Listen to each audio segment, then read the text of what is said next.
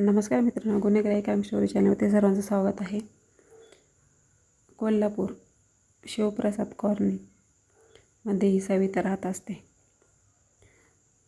तर ती कष्ट करून तिचा उदरनिर्वाह करत असते.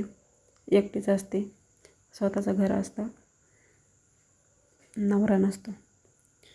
तिला खूप अडचण येते, तर ती व्याजाने पैसे सापडत असते, कोण देतं कोण नाही. तर त्याच गावामध्ये रमेश जवळकर नावाचा सावकार असतो, तो खाजगी, जो व्याजाने पैसे देत असतो. तर तिला अडचण येते, त्यामुळे ती काय करते, 17,000 रुपये व्याजाने घेते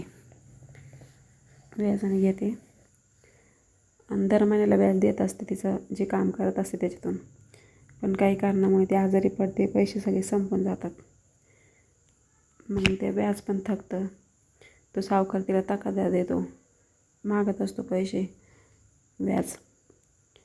तर ती म्हणते मी देईल, 5 महिने जातात पण ते व्याज काही जात नाही. ती सगळ्यांकडे पैसे मागते पण कोणी तिला मदत करत नाही. असंच चालू असतं. मग ती वैतागून सावकाराला म्हणते, तुम्हाला जे करायचं ते करा. आणि सावकाराला तर हेच हवं असतं, त्याची पहिल्यापासून तिच्यावर वाईट नजर असते, तो वाट बघूनच असतो. तर मग त्यांचे सुरू होतात अनैतिक संबंध. तर 2014 ते 2024 10 वर्ष त्यांचे संबंध चालतात. तोपर्यंत तो काही तिच्याकडून पैसे घेत नाही व्याजाचे. पण ही सविता आहे ती वैतागते, कारण तो विचित्र मागण्या करतो. त्यानंतर 10 वर्ष संबंध होतात, त्यानंतर तो विचित्र मागण्या करतो तिच्याकडे. ती त्याला नाही मानते करायला. तर तो काय करतो, तो म्हणतो तुझे माझ्याकडे व्हिडिओ फोटो आहे, मी ते व्हायरल करेन, तुझी बदनामी करेन. तिला खूप टेन्शन येतं. तिला वाटतं आपण याचे पैसे देऊ आणि मोकळं होऊ. पण पैसे काही कुठं भेटतच नाही. त्याची सावकाराची वासना लय वाईट असते, कारण तो पहिल्यापासून त्याची वाईटच नजर असते. पण हिच्याकडे पैसे नसल्यामुळे त्याला जे काही हवं असतं ते भेटतं, पण नंतर त्याच्या मागण्या वाढत जातात. विचित्र मागणी करतो ते, विचित्र संबंधाची. तर मग ही वैतागते, ही डायरेक्ट पोलीस स्टेशनला जाते, त्याच्या नावाची कंप्लेंट करते.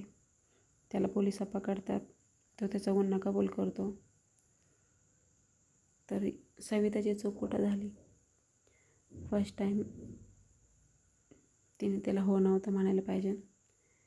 तुम्ही पैसे घ्या, पण ते कष्ट करून फेडू शकता. तर हेच जर पहिले तिने कंप्लेंट केली असती तर तिच्यावर अशी एवढी 10 वर्ष त्या माणसाने हे केलं नसतं, तिच्या हातून असं काही झालं नसतं. तर आपल्याला कोणाला बदनाम करण्याचा हेतू नाही, हेतू फक्त एवढाच जे घडलेलं आहे ते समोर आणणं. भेटूया नेक्स्ट व्हिडिओमध्ये. Thanks for watching.